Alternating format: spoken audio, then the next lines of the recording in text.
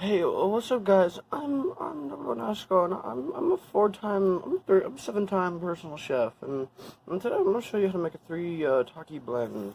So first, what you want to do is get your Takis out. You're gonna grab your Takis.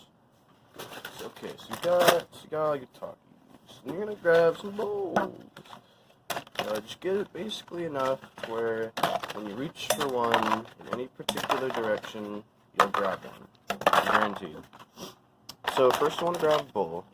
You're going to take your fucking whatevers and just kind of, then you want to take your other whatevers and just kind of,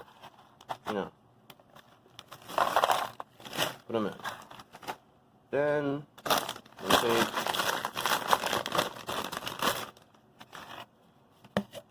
blue ones, which taste remarkably different, might I add. Then you want to take them and you want to just... This is how you make Three-Taki's blend. Have a good day.